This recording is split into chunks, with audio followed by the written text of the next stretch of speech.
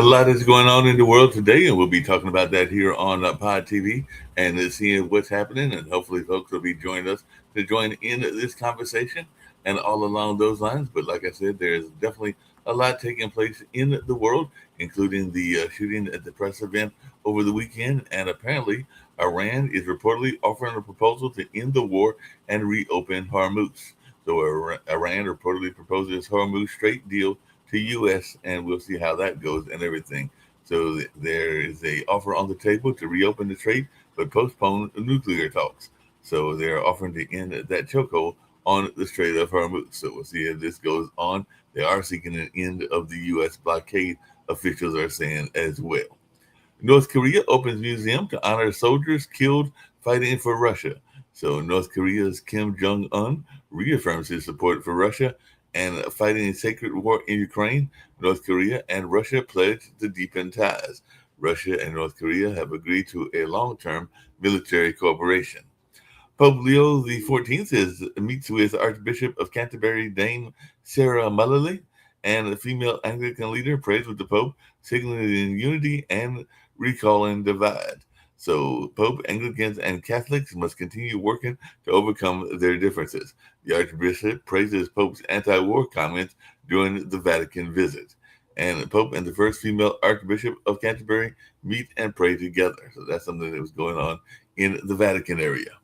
Naftali Bennett and Yair Lapid merge parties for Israeli elections. Israel must change the direction. Netanyahu rivals join forces for next election. Essencott welcomes Bennett Lapid union, but says to win, we need to bring in more votes. So Netanyahu rivals are joining forces, and some people are asking, will this shift Israel's security policy? So we'll all see how this plays out as well.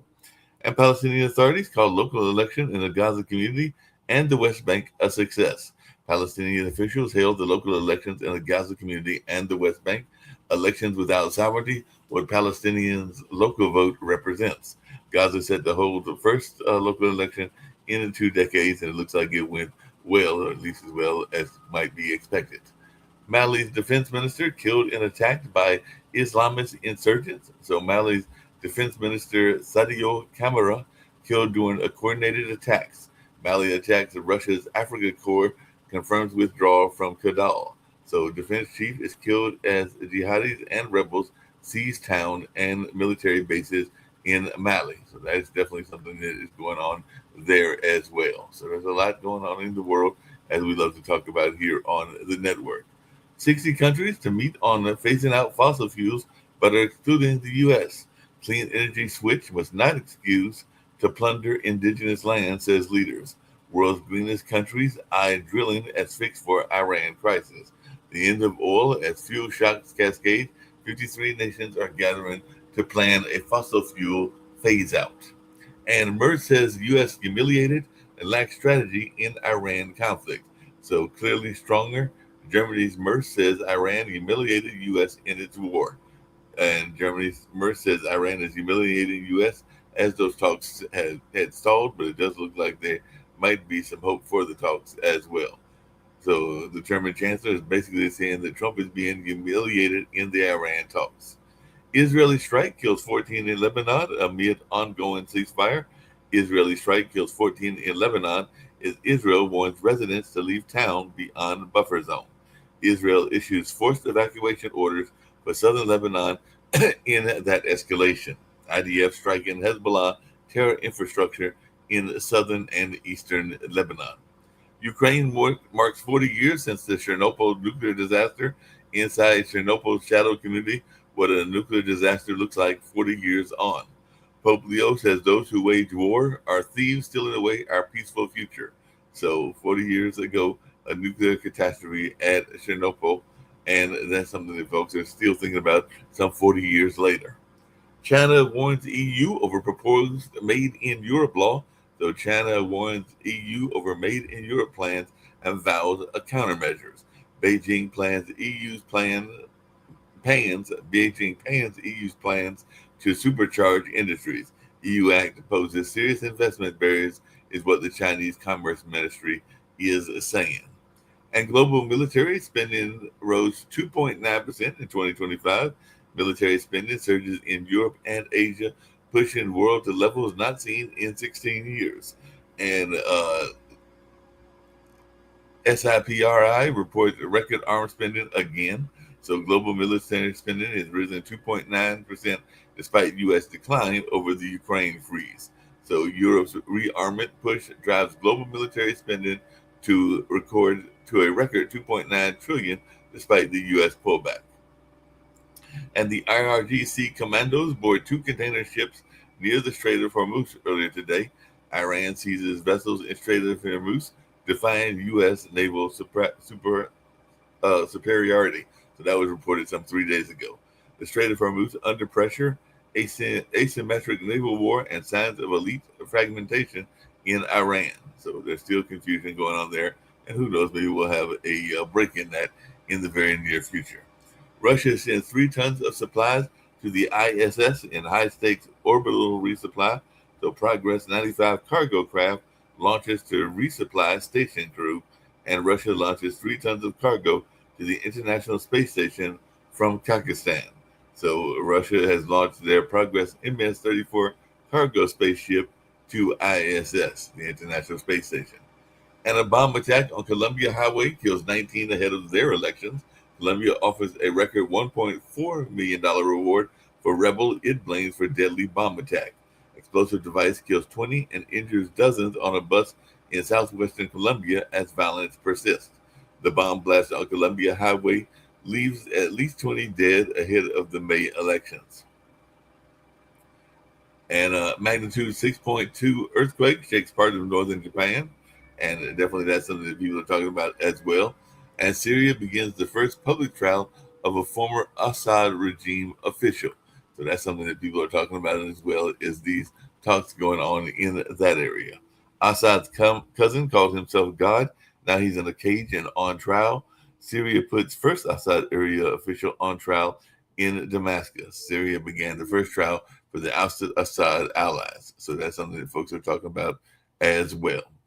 And 7 are dead in a major Russian attack on Ukraine. That was reported 2 days ago. Russian forces pound Ukraine's Dnipro, other areas, killing 10 people, and all along those lines. So, and it also looks like Russia is attacks Odessa, claims Ukraine hit Zaporizhzhia nuclear plant. So Russia drone attack on Odessa wounds 14, official says. So a pre-dawn Russian drone strike hits Ukraine's Odessa, wounding 14 and 2 killed in the Russian-held Kherson region and everything like that. If I remember correctly, Sasha has some ties to having lived in Odessa, so I'm sure he'll have some thoughts about that if he comes in today as well.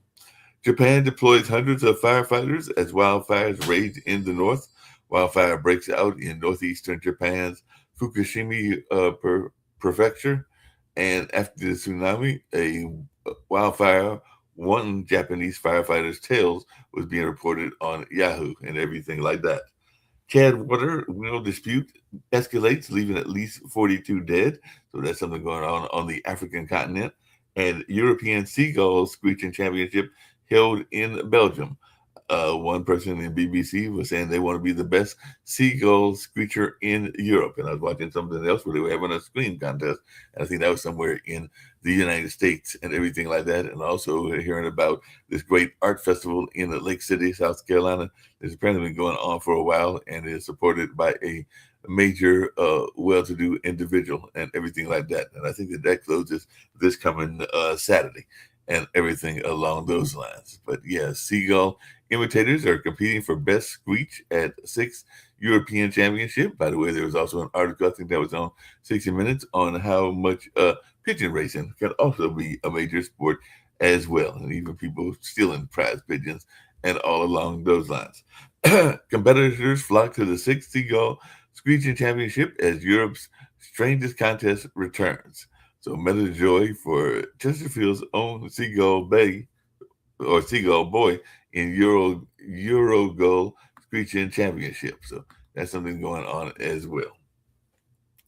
Pope Leo XIV tells new priests, you are a channel, not a filter.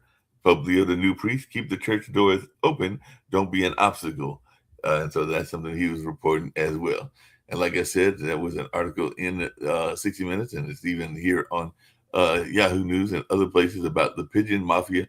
International criminal network are stealing high-priced pigeons and all along those lines. And I know that Kim is in Kentucky, which they say is the fastest 2 minutes, but apparently the pigeon race is even faster than that. I think they get to the part that the audience sees in about, I think they said 30 seconds to a minute or something like that. So there are some fast races that are out there. I mean, they're traveling much longer distances, and it's not the 2 minutes of the race, but apparently the part that the humans see is about the 30 seconds to a minute, according to the article that I saw, and all along those lines. Google couple discovers Lebanon home destroyed by Israel from satellite image. Lebanon decries Israeli demolition of homes in areas occupied after a ceasefire and displaced Lebanese pool money to buy satellite images to see what remains of their homes and all along those lines. I'm going to bring in Rick Rosner and see what he's got going on in his world. We didn't get to the national news, but I'm getting ready to get to that because there was that shooting and everything like that. But before we get to the important national news, I saw two stories that I think you'll find interesting, even if they were kind of cute and everything like that. But apparently there was a story, this deals with dogs. I know you like to talk about different, including some humorous things, but apparently there's a new cute dog that's taking the storm because it is, I think, a collie and a Chihuahua mix. Like so, there were things where they're talking about just how cute this particular dog was, and all along those lines, because it's not a common breed to get those two mixed together and everything. Yeah, there are logistical problems. Yeah, it's a logistical problem. I think it might have even been a husky. Now that I think about it, I think it was a husky and a Chihuahua. So we're talking about a very big dog and a very thick dog and everything like that. So that's what was all over the internet. They were talking about that and everything like that. So it's a kind of a hybrid mix. But I didn't realize that most of the animals that are domesticated are mixed breeds. I think they said it was somewhere between 45 to 55% are actually mixed breeds and not purebreds, even though some people want purebreds, whether it's a purebred dog, a purebred cat, or a purebred horse or something along. Yeah, well, nature's going to do what nature's going to do. And nature's nature wants us to hook up. Nature wants us to hook up and all along those lines. And I'm sure that sometimes they will get to the serious news as well, that animals get tired of us poking and prodding them, because I was seeing that they were doing a story on the orange cats, like the orange cats that are strictly orange, and apparently the majority of those are mostly male and everything like that. So they were, and it has to do with a gene that is in their chemistry and their makeup. I follow an orange cat account on X, and the guy who follows this gang of orange cats says that they're kind of mean. And that's what the article said, was they're kind of mean, and they were trying to study why they're a little bit feisty and why they're a little bit on the meaner side than others are and everything like that. But I was thinking that you might be mean too if, and I don't know what the scientists are doing, but if you're being poked and prodded all the time by the scientists and the veterinarians, then you might get a little mean too also. So that I was thinking that as I was reading. Here's something we've been doing for thousands of years, and a new record was set for the first time. Marathon, for the first time in history, somebody ran an official time of less than 2 hours to run 26.2 miles, which is, you're running almost 4-minute miles for 26 miles. That's incredible. Which is just, and this is a race that first happened in ancient times, and this guy, what's his name? A guy from Kenya named Sebastian Sawe became the first sub 2-hour marathon runner. Well, and Kenya does have some great history with runners. I remember Kenyatta, I think was the name of the runner back in the 70s and the 80s. And there are a number of other great ones that have come from Kenya. So Kenya does have a tradition of putting out some great runners, particularly distant runners. So I'm not surprised that the runner came from Kenya and everything like that. Yeah. I went to an event yesterday and they brought up some interesting facts, Rick, and everything along those lines. They were talking about, because it was at an event. I didn't go to the main event, which is actually tonight, of the Biscuits and Banjos conference, which is in its second day and everything like that. But Rihanna was, because she's not just a banjo player, she's also a historian and everything like that, and an amateur historian. And she was talking about how a lot of times people did not realize that the Irish and the Scottish actually came after the African slaves and were sometimes seen as even less than, because they weren't being sold and everything like Yeah, that. I mean, you could probably put it together a whole film festival of various nationalities coming to America and getting treated bad. Right. Gangs of New York is about that whole deal with, that Italians at the beginning of the 20th century were barely considered white, if at all.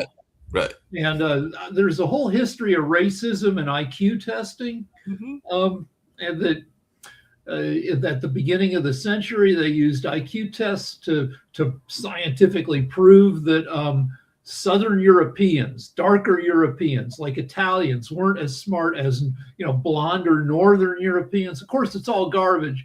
And the first IQ tests were not what they call culture fair, which is you get a fair result regardless of where you're from. And like the first IQ test had questions like they'd show you a drawing of a hood ornament and say, which make of car has this hood ornament? Right. And if you didn't grow up in America, you're not going to know from hood ornaments.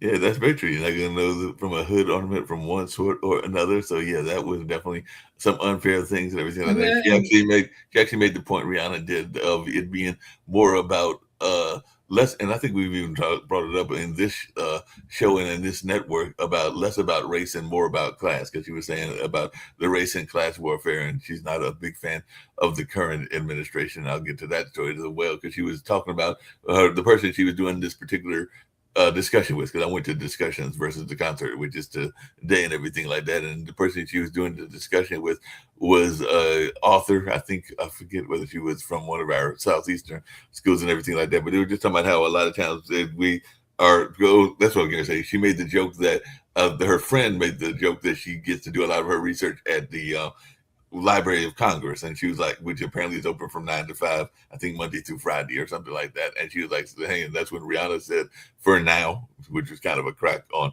Trump and some of the things that he's closing, which means that he may actually decide to close.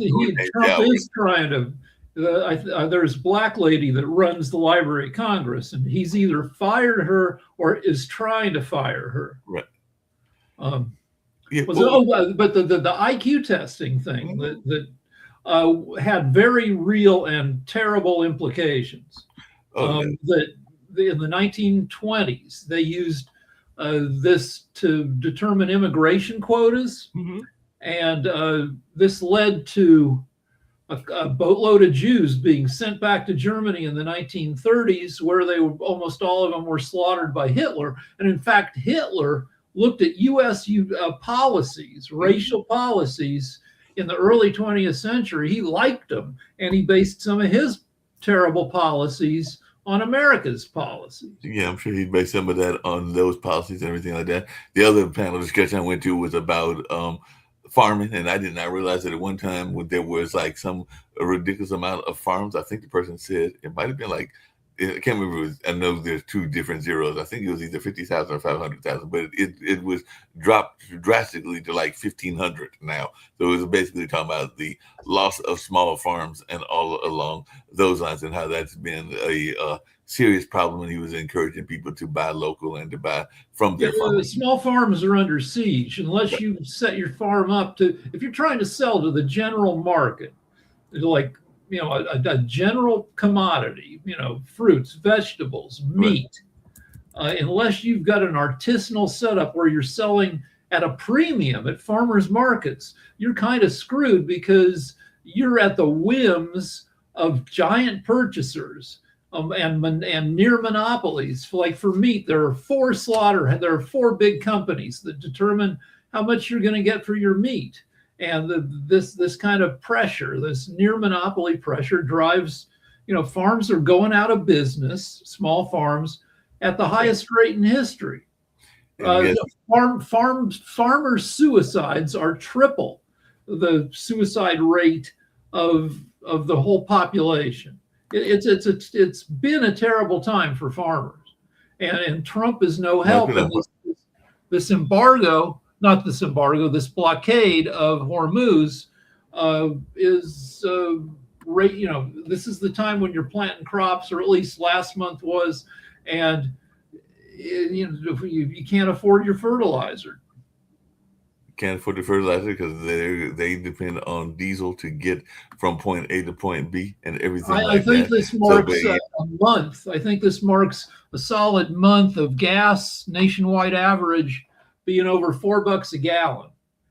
So we're in the fifth week of that. Under Biden, we had 20 weeks of national average of gas being over $4 a gallon, and one week where it hit $5 a gallon. So we'll see, if Trump, matches that record. How far do you think we're going to get and everything like that? And it was that, and I was right. It was that a lot of folks, and I forgot whether he was talking about the black farmers or what farmers, but I'm just reading this article right here. It was in the USA Today not that long ago. It says the number of U.S. farms continues slow decline after peaking at 6.8 million farms in 1935.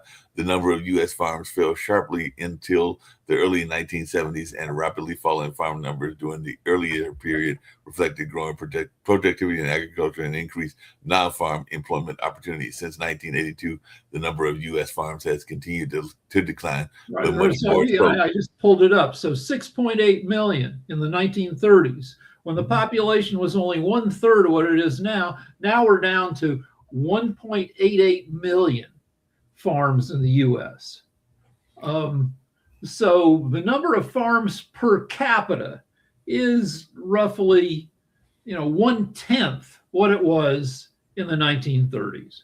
Well, so yeah, it's definitely dropped down big time and everything like that. And definitely that has to do with land loss. And like you said, the big farms, and a lot of times they're even trying to get products that were not even native to here. Because I mean, the gentleman who was talking about farming was talking about how there are some things that are fruit-like that are native born to the United States, but now we get a lot of people that have been indoctrinated into the idea of getting their bananas that might be coming from Latin America, or some of their other fruits that might be coming from other countries as well. So part of it is the big food chains getting the food from other parts of the world and everything like that, and then our taste change where we think that that's the food that we need to have, even though there might be comparable food that's even grown here in our area.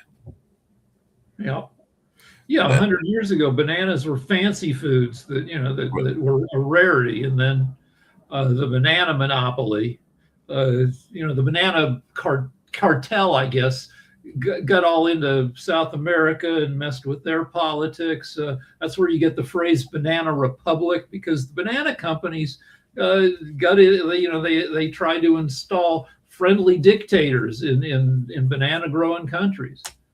Yeah, they definitely tried to install friendly dictators, and all along those lines, there's no doubt about that. They tried to do that in that space and everything like that, for sure. They were definitely doing that. So now, what was your take on this? Have you talked about the White House Correspondents' Dinner yet? And that's what I was going to get to and ask you about that, because like I said, I did watch the 60 Minutes report. It sounds like part of this was an excuse for him to tout his grand ballroom and everything. Now Trump's approval is at all-time lows, and people are sick of his horse crap.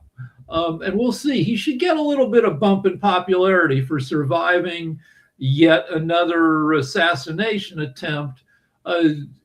So the guy didn't get shots off at him, and the guy got off like 8 shots, maybe. Hit a Secret Service guy who was saved by both his Kevlar vest and his cell phone. Oh, the bullet hit. So the bullet was slowed down by his cell phone and then stopped by the vest. But if you've seen enough movies, you know that it's still pretty bad to get hit, even if you're wearing a bulletproof vest. No, that'd be very bad to get hit and everything like that. What's your take? Because like I said, I've done events, and I know you have as well, and there have been even incidences at rap concerts and everything like that. And of course, we all know about the famous Israel attack and all along those lines. But As one that has done events, and I know that they train us to be aware of security at any type of event, whether it's a music festival or a street festival or all along those lines. But it does seem like security might have been a little lax because apparently Yeah, and even yeah, Trump joked this guy should be signed by the NFL because apparently he sprinted through at a pretty good. You're talking about that well, marathon. the guy, a 31-year-old guy from Torrance. Now that makes him Lance's neighbor. Lance, my partner on Naked at Night. Lance is from Torrance, and Right. this guy is a school teacher, apparently a pretty good one. Apparently, became infuriated, deranged. The Republicans are blaming Democrat rhetoric, saying that if the Democrats didn't say bad shit about Trump all the time, then people wouldn't try to go after him. The Democrats are saying, well, that's ridiculous. Trump has Trump says way worse things about Dems than Dems do about Trump. Yeah, And then people are all over X comparing statistics. Statistically, right wingers are responsible for more violence than far left wingers. And then people are, every time one of these things happens, Hitler, they tried to assassinate Hitler something like 42 times. Oh, wow. And most of the attempts on Hitler were even less successful than this attempt. That the people who try to do this stuff are not the brightest. How many times do you think they've tried to attack or kill Putin? Putin's been in office, and that's one of some people, Trump's allies and everything like that. But how long has So I hate to interject. Yes, okay. I hate to be the interject. Who is starting to believe the populace, because the populace isn't going down the road you're going down, Rick. Well, I know what you're saying. There's a word that's trending on X, and that word is staged. Yeah, I have heard that. That is trending because that's what it feels like. And you started off by talking about how this guy was the lax insecurity. Well, Wolf Blitzer was there, and Wolf Blitzer said this was the most security he's ever seen. Mm-hmm. So how do we equate the two? So okay, I guess we could say that the Republican line is Trump is using this to say we need a very secure $400 million ballroom. When did that ballroom get declined by the judges? The way this guy avoided security, at least some levels of security. Before we get there, okay, let's go down the path of questions, because this is where the problem is. So you pointed out the ballroom, which is what they stressed at the presser afterwards and everything else. Even the Republican Party, as soon as it happened, and Fetterman, our token Republican Democrat senator. So here's the question for you: when did Trump decide to go to the dinner? It was like in the last. It was within 2 days before. Yeah, 2 days before. When did he decline going to see Iran in terms of the meeting and opening up the Strait of Hormuz? Because the Iranian negotiators were there in Pakistan. When did he decide that? 2 days before. 2 days before, right? So he blew off the peace deal to go to this. Has he ever gone to one? No. No, he's actually tried to avoid it for a while. No, he's never gone to one as president. He went to one as a member of the public, and that's why he ran for president. He went to one with Obama and Seth Meyers. 2010. And they made fun of him because he was a big birther under Obama. And again, he got they made such brutal fun of him that he got mad and decided to run for president and destroy Obama's legacy. But before we go down that path, because we understand that history. So 2 days before he decides to go to this event, it's 2 days before. How hard is it to get a place in Washington that is now going to be super secured by the Secret Service? In That's a right. 2-day period, this man from California decided that he's going to Washington to go after these people. Remember, 2 days before. Well, no, the guy was already in Washington. The guy was already staying at the hotel, which is how he circumvented. Why was he staying at that hotel? Trump wasn't there. What we've been told by the media is that he intended to shoot up the cabinet, Trump's cabinet. Okay, and where was the cabinet? Not at this event until 2 days before. Okay, so all right. And then remember, this is some football player, evidently, according to Trump, that could run with a shotgun, knives, and a handgun faster than any Secret Service person could react. Why did they release the video, which is evidence, immediately after the whole thing and say all this stuff? I mean, it just has a feeling of being staged, the way that it's played out. And the manifesto, do you notice a pattern between all these assassination attempts? Every time there's a manifesto, it says every talking point they want to talk about. Oh, the bullet casings has exactly what they were complaining about on the bullet casings. Oh, the manifesto has exactly what we're complaining about in terms of what we're saying. And who finds this manifesto and who finds these bullet casings? The same department is telling you this. So I don't know if you believe that I hate conspiracies. Yeah, me too. This one is the way this is playing out, and based on who Donald Trump is, and I'm not talking about his presidency, I'm talking about his acting side of things, and him being a stage manager on particular things. The way that this is playing out, it's playing like a bad TV show. Let me just say, regardless of whether you believe that it was staged or not, the number of people who are grumbling about it reflects people just being tired of Trump's BS. Well, so I think he's at the lowest approval numbers. Again, that's another thing.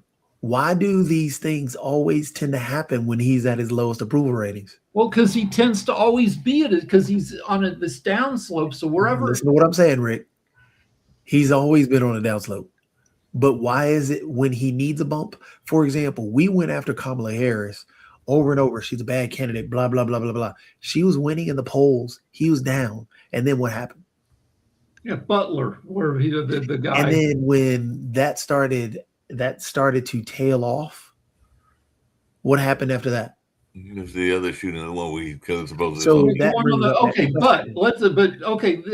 the same arguments are made about. Let me talk about Biden, according to Republicans, is totally out of it, didn't know what he was doing, and yet was the most evil orchestrator of plots. So if you can say the same thing about Trump. Is Trump the dumbest president in history who everything he does goes wrong, or is he a best conspirator who can arrange all these assassinations? To counter all that, when was there outside of Trump, outside of Trump this year, when were these assassinations? I mean, you go back to Reagan where he was shot. Mm-hmm. But then you had the increase in Secret Service. You had all these protections for Secret Service around the president. Mm-hmm. Well, okay, you had Ford, which would have been around, 75? He had two people. I'm talking about recent. So then after Reagan, who'd you have? I don't think there was nothing publicized. No publicly known. Nobody came close to Clinton. Under Obama, under Bush, I don't think under Clinton. And you mean to tell me that Obama didn't have any attempts at his life, or Secret Service didn't stop any assassination attempts that were, but for some odd reason under Trump, these guys can get into buildings, can get right up close to them. And all this other stuff. Yeah, that's what I was suspicious about. That's my point, is that there's so many questions as to This man needs a bump. So what happens? Okay, this happens. It's the same routine pattern. After, I mean, yeah, it's just, there are too many questions around it. And for example, did we ever hear with the gentleman at the golf course? He was found alive. Yeah. Whatever happened after that? I don't know. I'm sure he's like in jail somewhere. Do we know? Yeah. So but Again, there are here's always another question. points. There are always points of coincidences. Like, so I remember when I was a little kid, you'd always get these these. You could buy like a penny and a Kennedy $50 glued to a piece of cardboard that listed all the coincidences of between the two assassinations, and like both Lincoln and Kennedy were replaced by a VP named Johnson, which Here's is a question. Lincoln was when? 1865. Kennedy was when? 1963. How many years apart? 98 years. So in 98 years, you're talking about two separate assassination attempts. And two, right now, we're two successful assassinations. So even if you add in Reagan, that's a long separation. We're talking about in what, less than 2 years? He said there's been 3 attempts in less than 2 years. All right. So we can talk about coincidences when we're talking about those 3 years and that same era of life, that same 2-year period.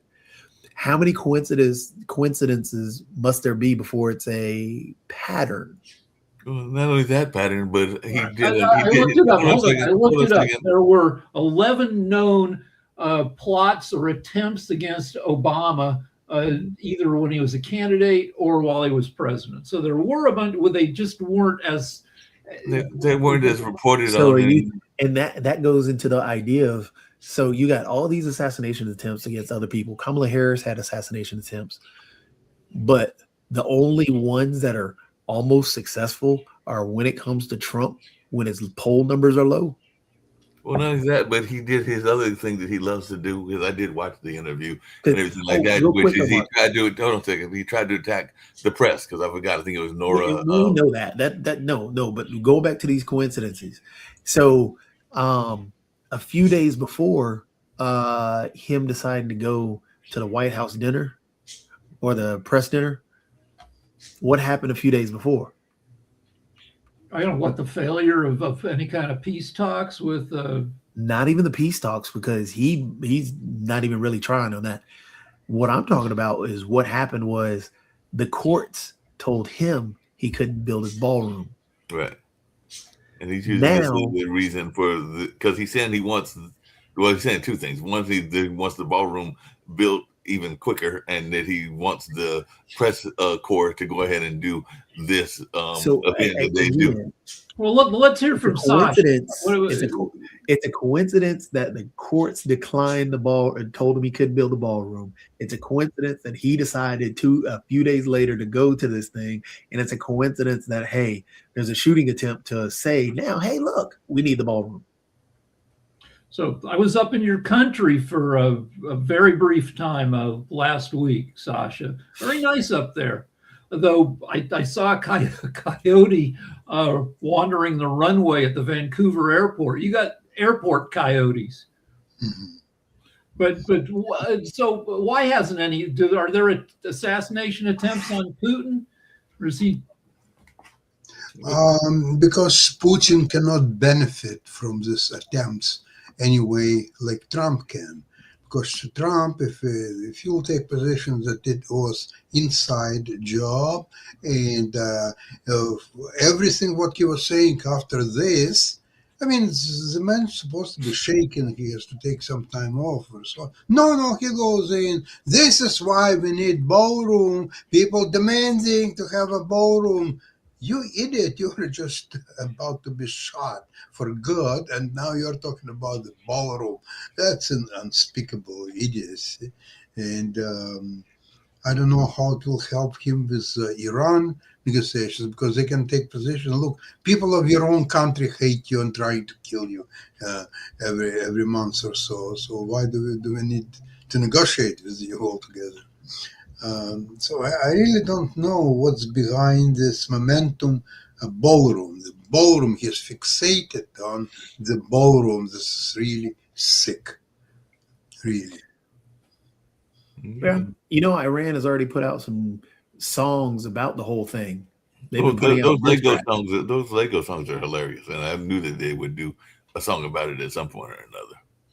So Iran has 93 million people, which is it's a little more than a quarter is anyway. They got a lot of people, which means they've got some talented, funny people who can put together, the Lego videos. Making fun of the U.S. are good. They're very good at it. I mean, they're not good for the U.S., but they're well done. Yeah, they're definitely well done and everything like that. Hey, Sasha, I was looking up Google, as I know Rick does as well, and that's getting some contradictory things about Putin and assassination attempts. So I'm not quite understanding where the numbers are coming from, because one of them is saying that there was 6 major assassination attempts at him, and then I'm seeing another one that says it was as high as 43. So why are these disparaging numbers, like numbers that are vastly different and everything like that? So I don't know whether it's been 6 attempts on them or 43 attempts, because I'm seeing 2 different things. Yeah, they cannot agree on the number of attempts. Maybe they count future attempts as well. So they say, okay, 5 so far and 1 isn't planning.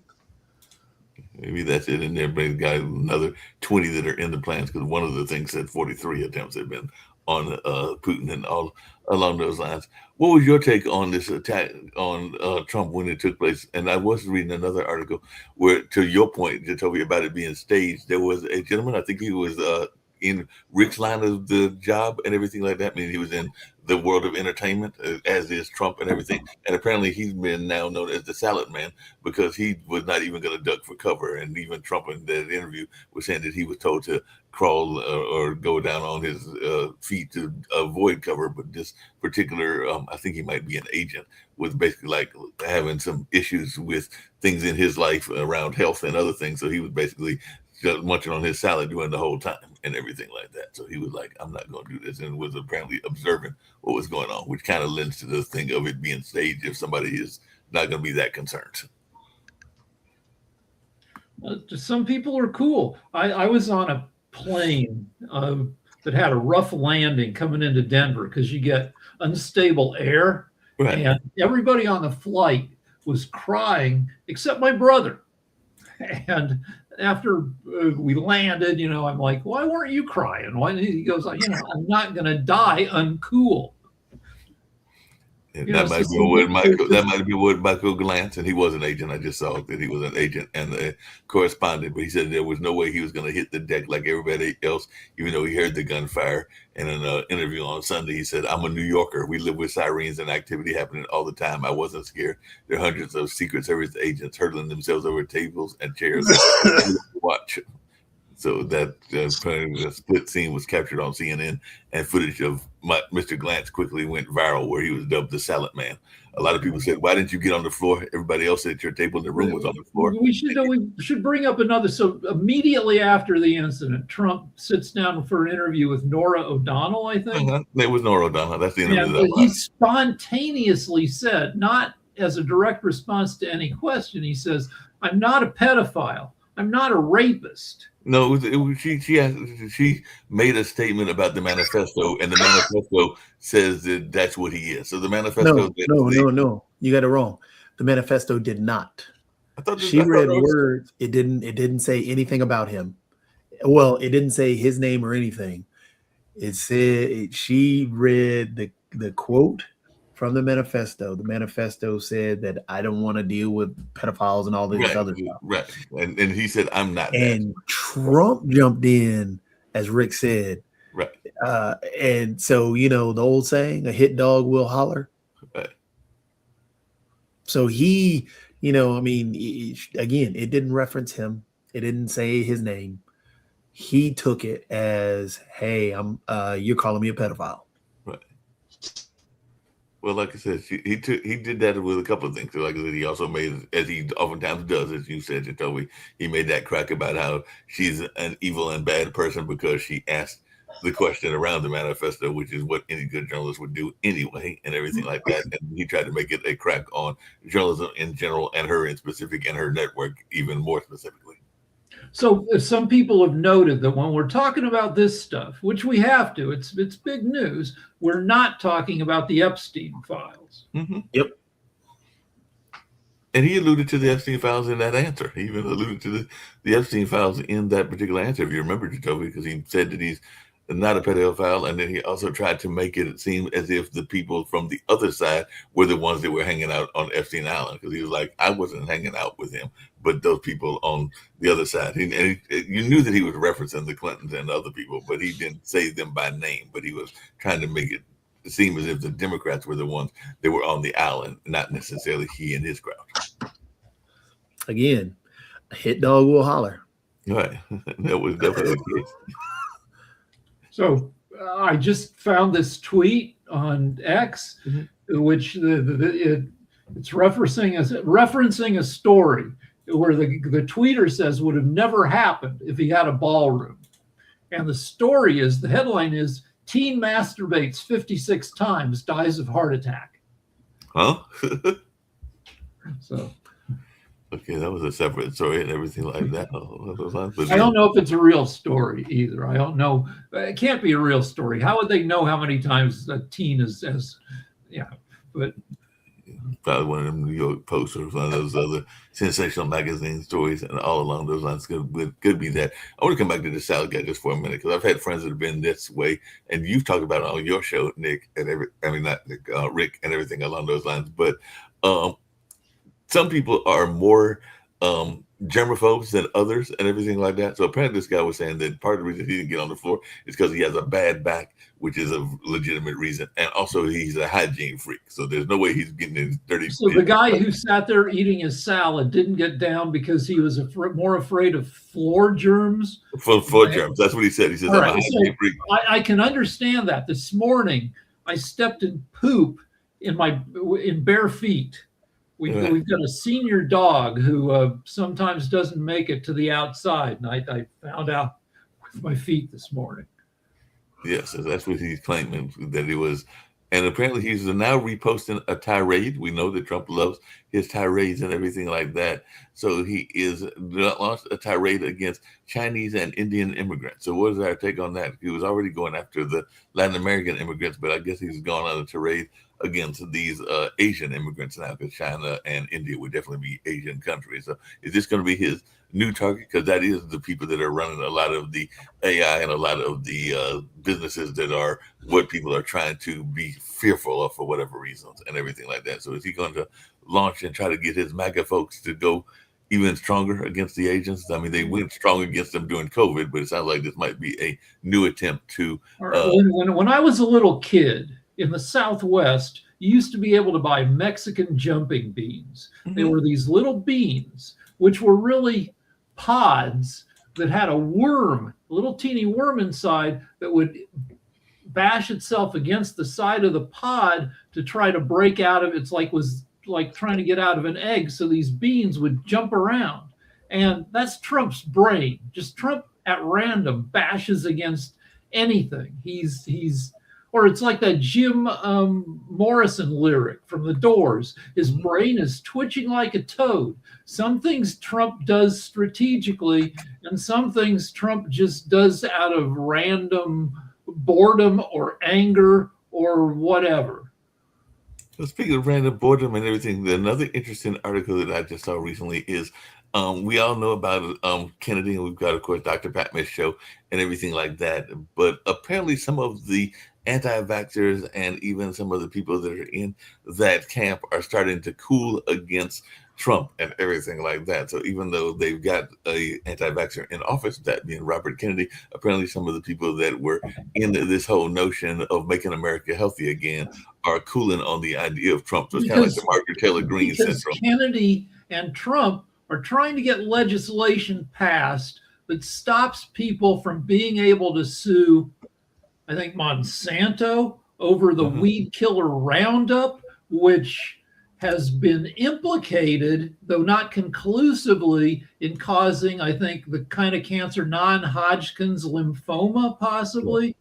Um, and people go to court and they sue Monsanto and they get multi-million-dollar settlements because Monsanto knew about the risks and didn't pull it's a very popular product. And so, yeah, Trump is shielding the company from any kind of liability if this legislation. They keep trying to hide that thing in different bills to go through Congress. They've been working this for, I don't know, months and years, and it's what was the other thing that Kennedy rolled over on? That he's supposed to be Maha, make America healthy again, but he keeps rolling over to corporate interests. He keeps doing that, and he's doing all kinds of crazy stuff. Apparently, the Virginia courts have declined to block Democrats from using the new voter-approved congressional map. So we've also got the gerrymandering conversation going on as well in this Trump administration. And part of that is also, I think they're trying to encourage DeSantis to do something similar and everything like that. So on one hand, the courts are trying to buck against what Virginia voted, and then they're trying to get Florida to pass something that will be pro-Republican and everything like that. So what is our take on this whole redistricting struggle? It was maybe stupid for Trump to even get it going in the first place because he was never going to hold on to the House.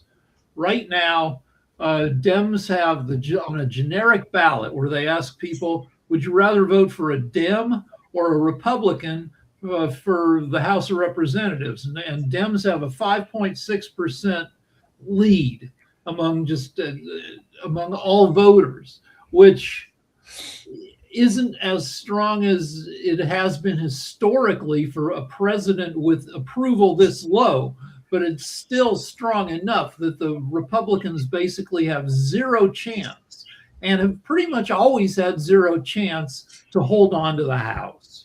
Yep. They can do all the gerrymandering they want, but it'll take more than that for them to hold the House. Yeah, I think they're going to lose the House and everything. But speaking of gerrymandering, and we've talked about it before on this network, the California billionaire tax proposal is apparently garnering enough signatures to head to ballot, and you're there in that area. So what's your take on this idea that the billionaires might actually have to pay more taxes than they've been paying there in California? Because apparently there's enough signatures. So it's a wealth tax. I just saw one thing about it quickly, so I might have it wrong. But I believe it's a one-time tax. If you live in California, you've got a net worth of over 1.1 billion. California wants to pass a law that says that you have to pay a 5% tax on your $1 billion. Well, so that's what they've got going on in that particular case and all along those lines. So yeah, I just saw that of an interesting story and all in that kind of space. Hey, Sasha, I know we're getting ready to wind down and everything like that, but I did see that your area of, I think it's where you were born and everything like that, was one that had been attacked again. And I know you'll probably be talking about this on your Ukrainian show tomorrow and everything, but I just wanted your take on this latest attack on Odessa, because I think Odessa was hit again this morning or yesterday evening and everything like that. But I just wanted your take on the latest efforts of Ukraine to stave off these attacks. It's a horrible desperation on Russian part. They understand that they cannot defeat Ukraine on the real war theater. They're behind in many categories by now. So there's only one way that they can inflict quite horrendous damages is aerial bombardment of Ukrainian cities, killing innocent civilians, children, older people. That's the only thing what they have left. And well, now that since Ukraine got finally this tranche of European loan of 105 billion euros, I think it will play a long way to bring the defensive measures to Ukraine, withhold these Russian attacks. One thing what Ukraine has announced that they no longer need American help in anything, and arms and weapon supply, logistics, anything. Thank you, done deal. Okay, so it seems to me that it's a trend where America is being sidelined by international community. America has been not invited on a key meetings, whether it's economic or political or anything. So it's being more and more isolated. This is a price to pay for Trump's reckless policies, and I'm afraid it will be even worse than it is already now. I'm looking at the Ukraine update and looking at the maps, and it looks like frickin' World War One, where all these efforts are pushing the front back a couple of kilometers one way or another, but it hasn't really moved in 2 years. Agree. Yeah. It hasn't moved much at all in that sense. And I hear what you're saying about what we've not been invited to, because as I mentioned earlier before y'all got here, there was a conference about waning us from fossil fuel, and I don't think the U.S. has been invited to that conference that is taking place, and it's got several countries that are participating, but the U.S. will not be one of them. But we do have King Charles of England coming into this area and everything like that. So I think there's supposed to be a meeting as King Charles is having his U.S. visit. So what are you expecting from the King of England and Queen Camilla as they come for this 4-day visit that is starting, I think, today? I think King Charles must stay as much as possible away from Trump in order not to be assassinated. Yeah, that makes sense. He might just want to go have his quick meeting and then spend the rest of the time going to other parts of the U.S. and meeting other leaders other than Trump, is what you're suggesting. Yeah, if Trump goes to, say, Chicago, then King Charles should go to Texas. And if he's going to Mar-a-Lago, he has to fly to Los Angeles to stay away as much as possible from Trump. So the royal family isn't supposed to meddle too much with politics, but Charles has a long history of being interested in causes that would lean liberal, like pollution and stuff like that. And he certainly is no fan of Trump.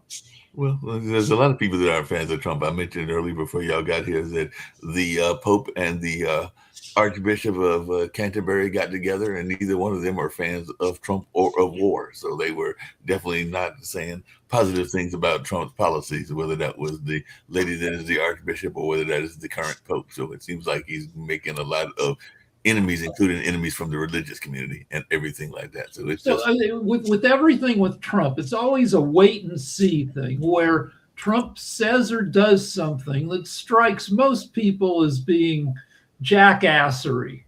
Mm-hmm. And then we have to wait and see, what the judgment of the polls and of politicians is, and see if it ends up working in Trump's favor or not. And it's the same thing with everything he's done lately. And with the statements after the ballroom, does he get does his popularity go up by 2% because people feel sympathy because of the attempt? We don't know. Does it matter? The main point at which it matters is the midterms. Yeah. Or before that, if any Republicans in Congress will get so disgusted that they, leave the party. We have a near record number of members of Congress deciding not to run again for office because they hate their job, and they also maybe see their job as at risk. Now, a lot of them see their jobs at risk. I think we have economic money to get ready to get to that. One guy took the easy way out. He just went ahead. A member of Congress just went ahead and died. And there was somebody else that became an independent and everything like that. The other interesting interview that I saw on 60 Minutes was the interview with Ben Sasser, who is a Republican, but he does believe that the House and the Congress need to do more about the people's business and less about the business of being supporters of lobbies and things along those lines. I fall in love with Republicans who get disgusted with Trump. I know Marjorie Taylor Greene has a ton of beliefs that I don't agree with, including that the Jews control the weather. But now that she hates Trump, I kind of love her. Thomas Massey, this big Republican, has a lot of terrible beliefs. I believe he's an a coal magnate, right? Coal billionaire. A terrible thing to be. But he hates Trump now, so now I love Thomas Massey.